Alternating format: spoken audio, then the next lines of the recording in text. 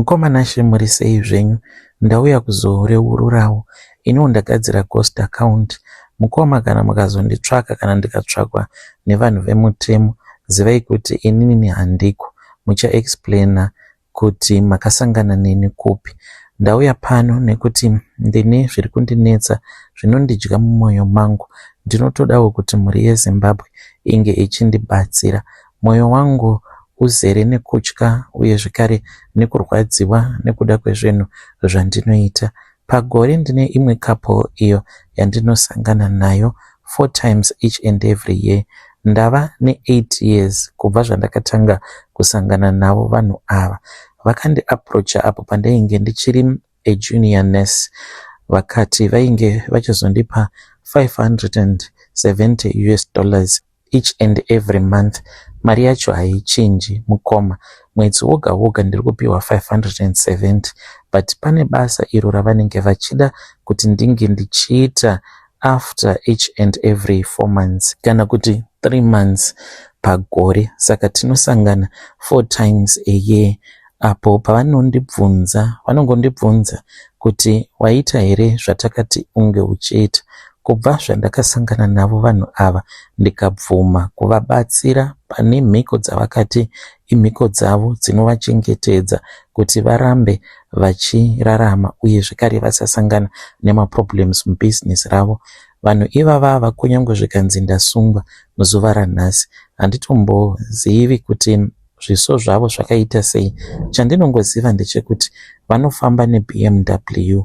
BMW yavanenge vachifamba nayo gore iroro inenge iri it's either yeprevious year, inenge iri motikari inenge ichitori nyowani, but dzimwe nguva inenge isina manumber plates. Nguva dzose vanofamba neBMW and vanenge vari vaviri.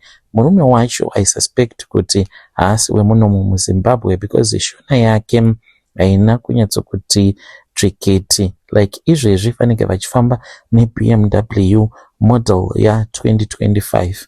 Vanogara vachingodriva motikari inenge iri nyowani. Patinosangana mukoma, havana zvakawanda izvo zvavanombotaura neni. Vanouya vanenge vaine motikari yavo iyo inenge iine mawindows acho anenge ari tinted.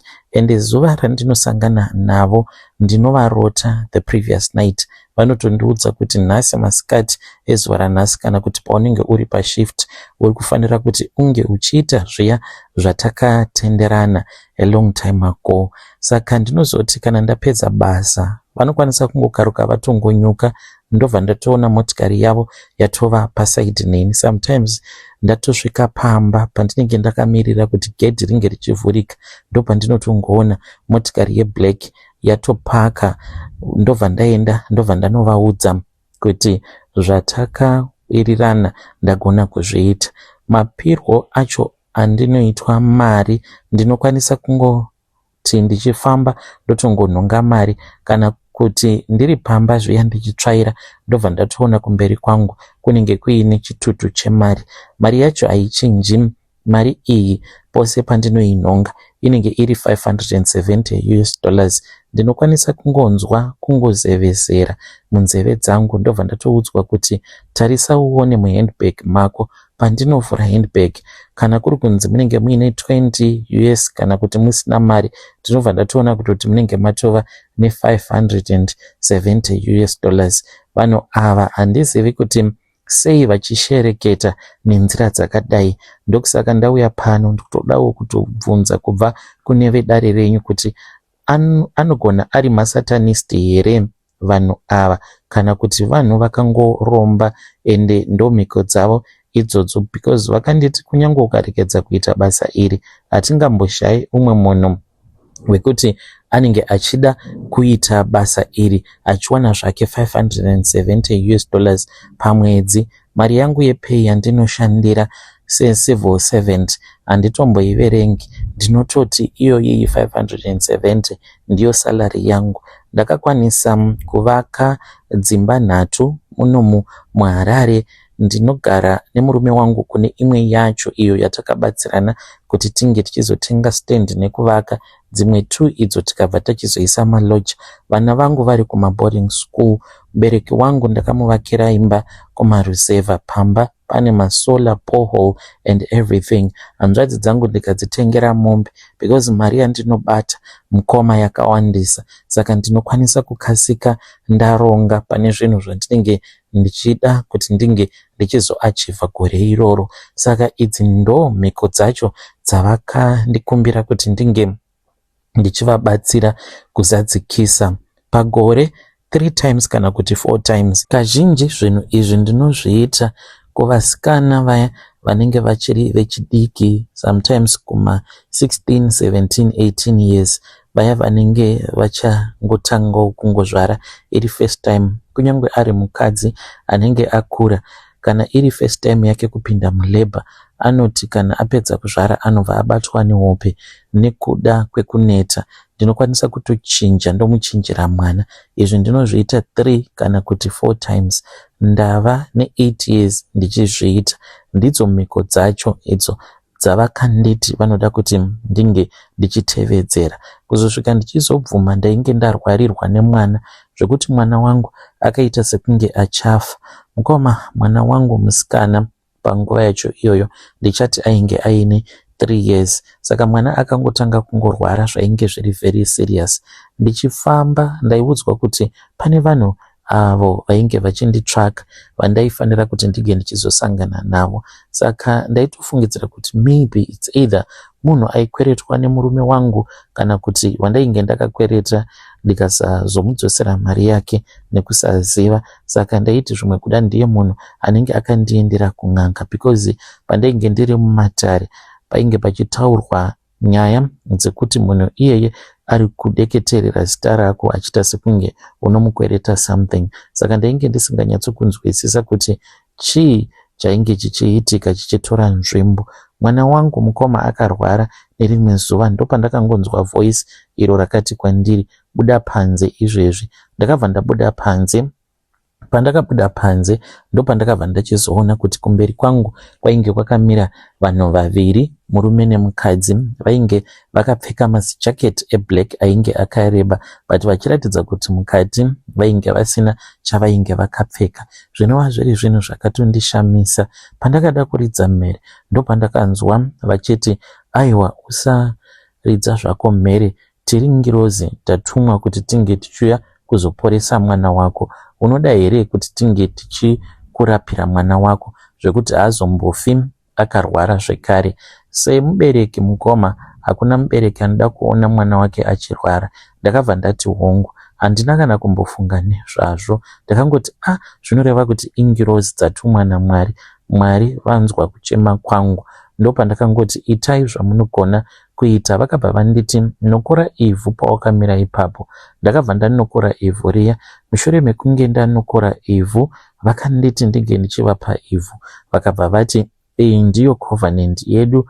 Vakataura zvakawanda panhau yecovenant, vachindiudza kuti covenant yatainge taita zvainge zvisingaite kuti ndinge ndichizoiputsa nekuti ndaikwanisa kuzofirwa nevana vangu vose. Saka ndakangobvuma mukoma ndichiti ndichaita chero zvamunoda kuti ndinge ndichiita. Sezvo vainge vakandiudza kuti dzainge dziri ngirozi dzainge dzakatumwa naMwari kubva kudenga, handina zvakawanda zvandakambofungidzira kuti vanhu ava vaizoti vanenge vachida kuti ndinge ndichizochinja vana, ndichizochinjanisa vana, kuti munhu anenge azvara ndobva ndamupa mwana anenge asiri mwana wake. Ipapo ndakangoti ingirozi dzaMwari dzatumwa naMwari nedenga kuti vange vachiuya kuzoporesa mwana wangu. Ndakashamisika pandakangopinda mumba after tapedza kuita covenant yacho, because vakabva vangonyangarika. Ndikatoti zvinoreva kuti ingirozi idzi sei dzazongonyangarika ndisingatozive kuti vatori vanhu vapenyu vanotorarama. Ndichikunopinda mumba ndakabva ndachizoona murume wangu ainge akatopfugama pasi achitochema. Ndikamubvunza kuti kochii? Akabva andiudza kuti mwana ainge apora. Ndikati you are lying.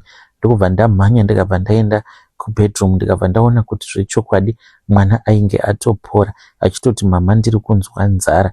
Ndakatombotya kuti ndige ndichimupa chikafu, nekuti ndainge ndakambonzwa zvichinzi kana munhu akanyanyisa kurwara, kana ava kuda kufa zviya, anokwanisa kana kungoti ndiri kuda kuti munge muchindipa zvokudya. Tikamubikira mwana akadya, akati handina kuguta, ndikamupakurira zvekare ndokubva adya.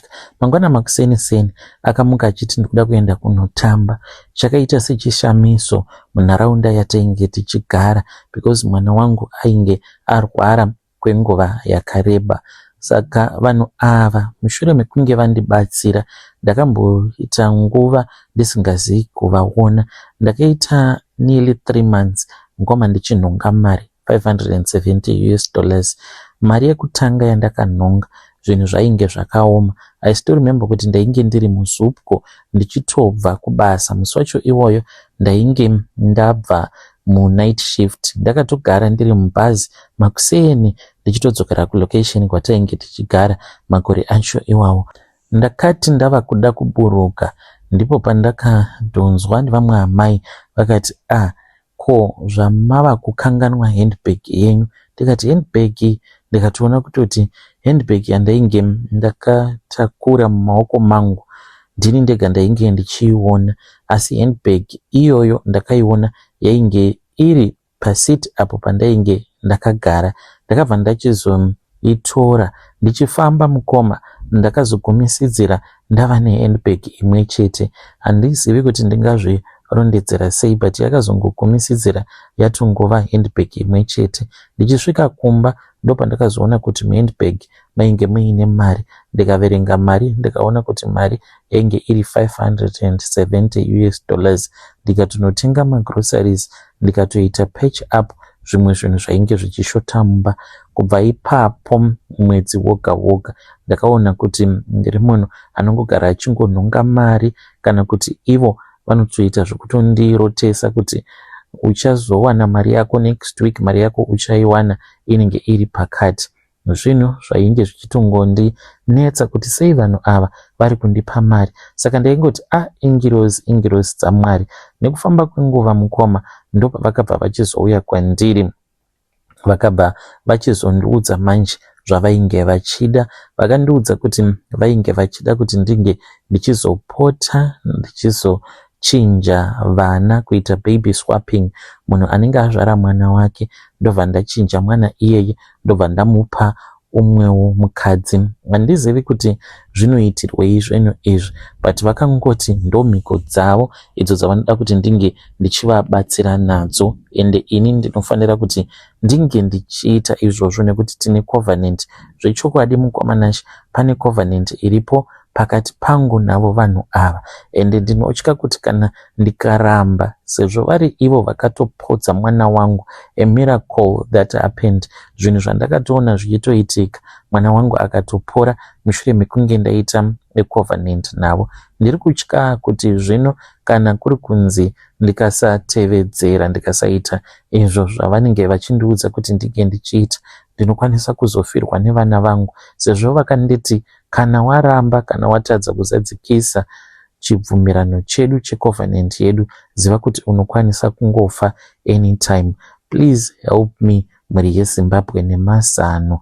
Ndinotya kuti nerimwe remazuva ndinokwanisa kuzobatwa ndikaenda kujeri, but mukadzi wacho akangoti hazvifi zvakaitika zvinhu zvakadaro, Zimbabwe ingatonzi yavharwa than kuti iwewe unge uchinzi waenda kujeri. I'll be in the comment section mukoma.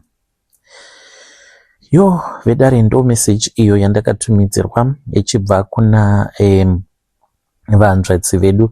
Zvakangooma hazvo vedu we, ngatitaurei navo vanzvadzi vedu ava mucomment section. Hanzi mwedzi woga woga vari kupiwa $570. Hanzi imari yekuchengetedza covenant yavo. Hanzi mari yacho haichinji kubva ipapo. Vari kuti ivo kudhara 8 years ago 570 iyoyo yainge yakatowanda, imari yavaikwanisa kutoita maplans nayo, patiko zvino nekuda kwekuchinja kweupenyu vari kuti iri kuita ichita sekunge yava shoma, but ndo mari yavanowana every month kusvika gore rapera. Zvakaoma. Maybe masatanist vanhu ava, kusei vakakwanisa kungonyangarika. Maybe ndo vakatoita kuti mwana wenyu anga achirwara, pamwe vaitozviziva kuti kana mukarwarirwa nemwana wozouya nesolution. Munozvionawo sei nai mhuri yeZimbabwe? Ngatitaurei navo vahanzvadzi vedu ava mucomment section. Zvakangoma hazvo vedu we. Regedzei tibva taenda panyedu inotevera. Nyedu inotevera yakamera sekudai so.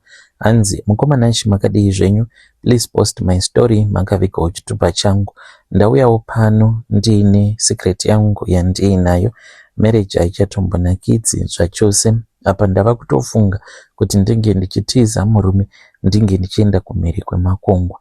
Ndakawanikwawo nemurume wangu ainge agara aine mhuri yake, ainge ari mechanic, aishandira imwe kambani hombe, saka iye ainge atori head mechanic pakambani iyo yaainge achishandira. Munhu aifarirwa nemurungu wake. Zvakaitika mukoma ndezvekuti pandakapinda murelationship naye haana kunge akandibudira pachena about his life. Ndaifungidzira kuti garaji rainge riri rake, mabhazi ainge ari ake kana kuti ababa vake.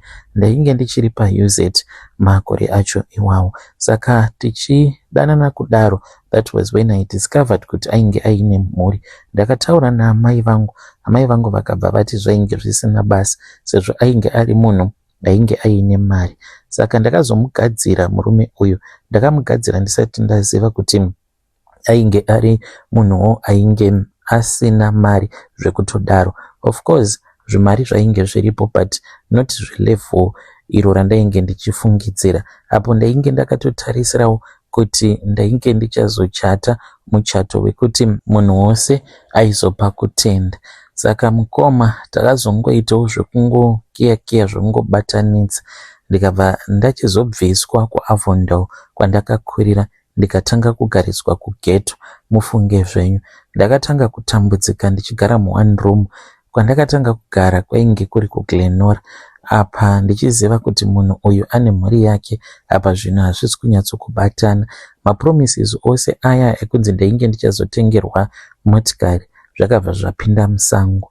Ndingadai ndakamuramba kudhara, but pane nyaya mukoma ndepekuti pandakaenda kun'anga ndichiendeswa naamai vangu vachiti vainge vachida kusecure future yangu naye murume uyu, nekuti taifungidzira kuti munhu ainge aine mari dzake. Vakati zvekunzi kuno mumwe mukadzi hazvina basa, tikungoda kungoti iwewe future yako inge ichizova secure. Saka inini ndainge ndichingotevedzera zvose zvandainge ndichiudzwa naamai vangu kuti ndinge ndichiita.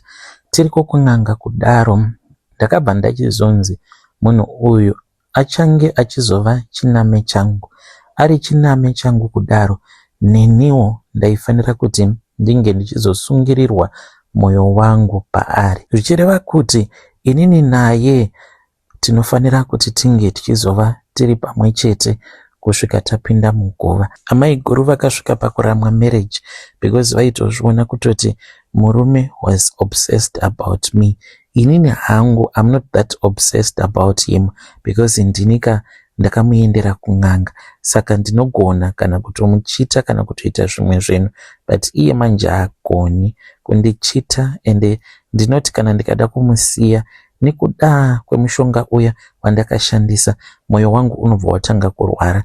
Like izvezvi ndine umwe munhu wandiri kufambidzana naye uyo ari kumhiri kwemakungwa. Anozviziva kuti ndine murume, but ari kungoti anondida zvakadaro, like ari kutoda kutoti ndinge ndichitoenda ikoko kumhiri kwemakungwa. But nyaya iripo mukomanashi ndeyekuti ava baba ava ndinovanzwira tsitsi, ende tsitsi dzandinovanzwira it is not normal at all. Ndezviya zvekuti mushonga unenge wakandibata pfungwa nemwoyo zvekuti kunyange ndikada kuvasiya ndobva ndati asi munhu uyu ndakamuparadzira marriage yake. Even though ndisingachadi kunzwa nezvake, tinokwanisa kuita kana mwedzi wose tisingarari tose, but the fact yekungoti ndinongomunzwira tsitsi, ndinobva ndachizongoregedza kuita zvandinenge ndafunga kuti ndige ndichiita. Ndikuona sekunge ndinokwanisa kuzvikanganisira maopportunities ini ekuti ndisaenda kumhiri kwemakungwa. Ndikudawo advice kubva kune vedare renyu kuti ndoita sei nai mhuri yeZimbabwe. Ndovasiya here baba ava kana kuti ndongoita zvinoita ndoenda navo kumhiri kwemakungwa, then kana ndasvikako kumhiri kwemakungwa ndotozongova dhamba, at least tava kumhiri kwemakungwa. Advice yangu kune vamwe vasikana vechidiki, usangomhanyirira kupinda murelationship because unenge waona sekunge munhu anenge aine mari. Sometimes munhu anenge achiita sekunge anenge aine mari but anenge asitomborina kana mari zvachose. Murume uyu ndakamuparadzira marriage yake nekuda kwekuti ndainge ndichingoda kuti ndinge ndichiva inini number one, ndichizviudza kuti as long as aine mari zvekunzi ane mukadzi handinei nazvo. Ndiyo secret yangu yandiunza pano. When you post mukoma muzondizivisawo, ndinenge ndiri mucomment section. Vanoseka sekai zvenyu asi hanzi seka urema kana wafa. Yo vedare ndo message iyo yandakatumidzirwa ichibva kuna vanzvadzi vedu. Ngatitaurei navo mucomment section. Hanzi ndakashandisa mushonga wechiname but mushonga uyu hanzi unoshanda futi pavari. Kana vakada kuvasiya mukoma ivavo hanzi vanonzwa moyo uchirwadza, vanozongoramba vaine munhu wavo. Zvakangooma hazvo vedu we. Let us try to speak with our dear sister comment section. Motongoenda navo kuUK apatomborina yekutamba ndo anonzi mawani chaiwo. Rekedzai tibva taenda panyedu inotevera. Nyedu inotevera yakamira sekudai. Hanzi makadi zvenyu mukoma, please post my story makavika uchitopa changu. Nyaya yandiunza pano mukoma ndeyekuti ndine mwana uyo wandakaita negirlfriend. Mwana uyu mwana mukomana, saka amai vangu vari kurwara. Amai vangu zvavari kurwara kudai vakaenda kun'anga. Pavakaenda kun'anga vachindiudza nyaya yacho, ndakatombonetsana nemudzimai wangu because ndakati kwaari, iwewe uri kuda kuti mwana wangu ange achizoitiswa chivanhu because asi mwana wako. Tikabva tatombonetsana, saka ndakati zvimwe kuda mukadzi wangu ndiye ainge akauya neidea yacho iyoyo. Saka takazoti taenda kuZimbabwe, ndo patikabva tachizofamba tiri tose naamai vangu.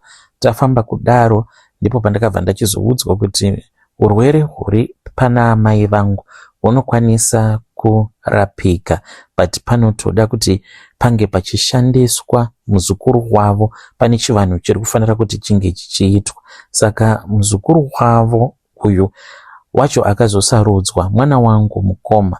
Ndikudawo advice kubva kune vedare renyu. Ndosarudza zvipi?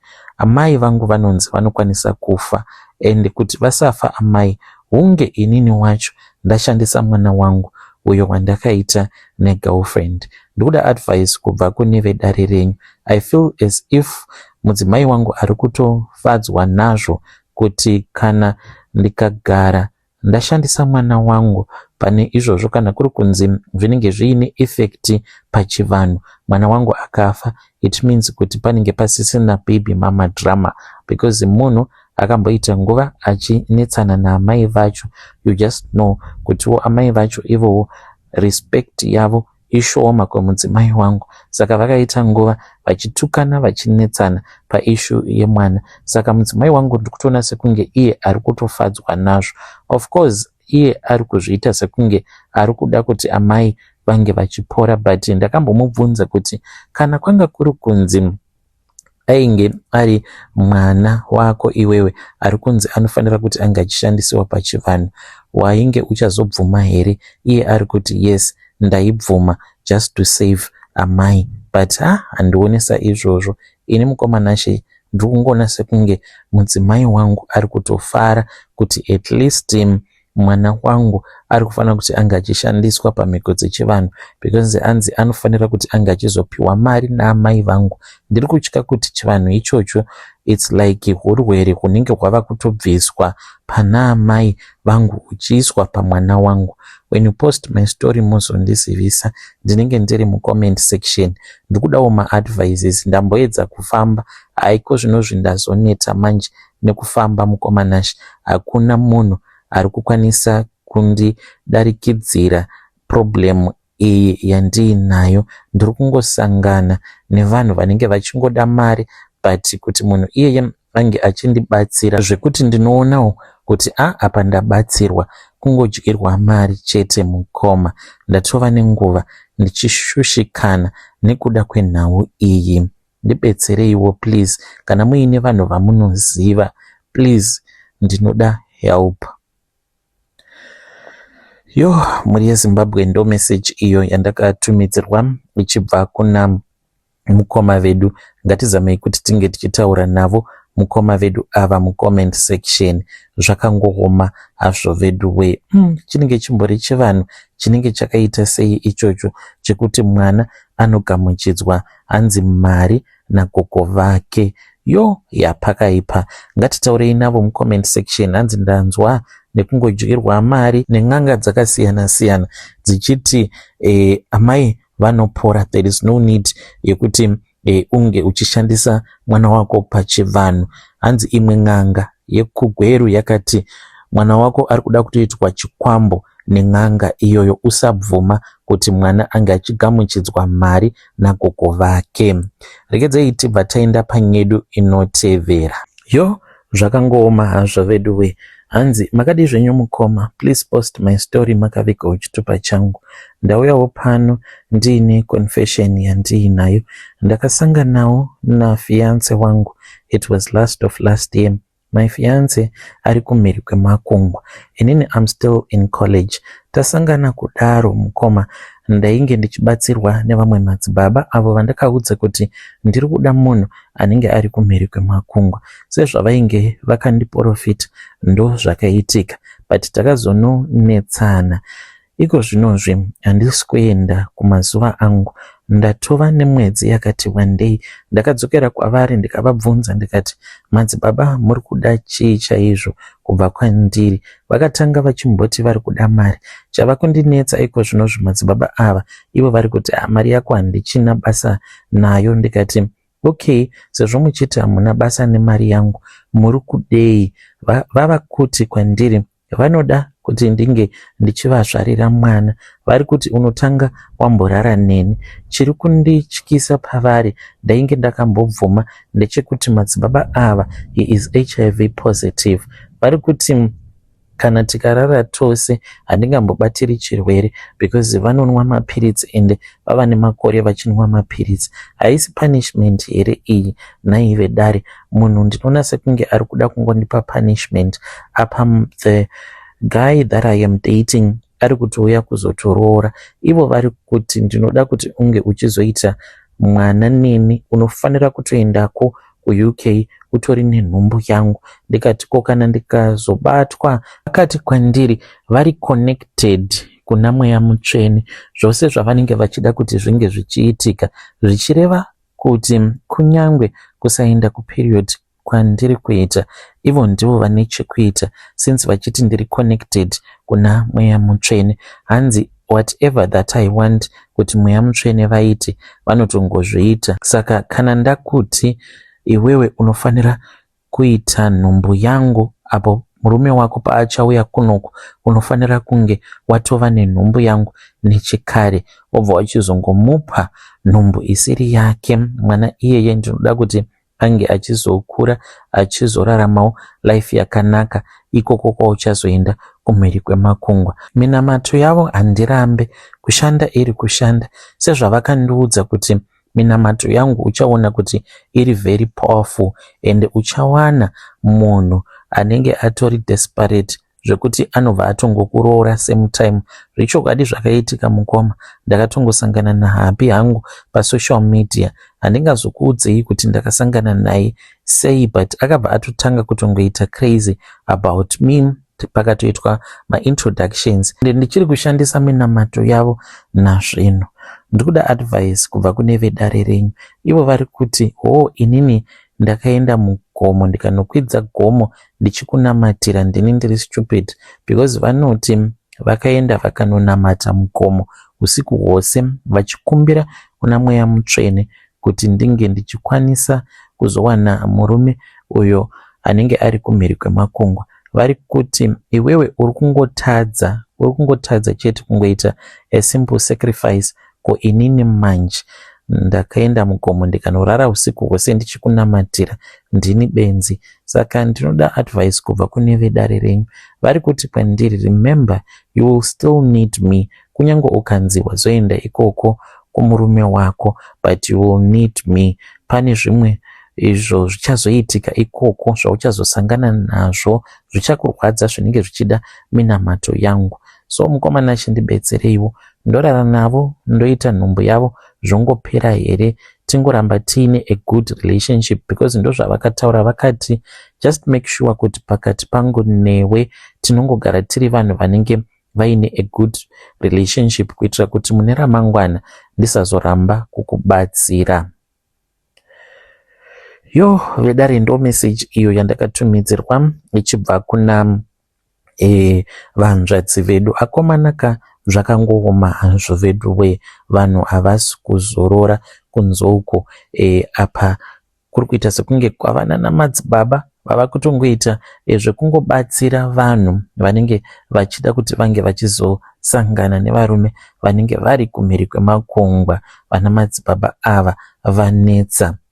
Hanzi ndine munamato wandakavakirwa, ndikanzi uchasangana nemunhu wako pasocial media, and hanzi ndo zvakatongoitika, takatongosangana pasocial media so easy, tikatowirirana. Hanzi changosara ndechekungoti ndinge ndichingoendeswa ikoko kwaari kumhiri kwemakongwa. Zvakaoma.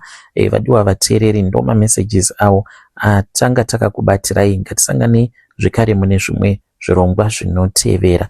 Iri sei weekend yenyu?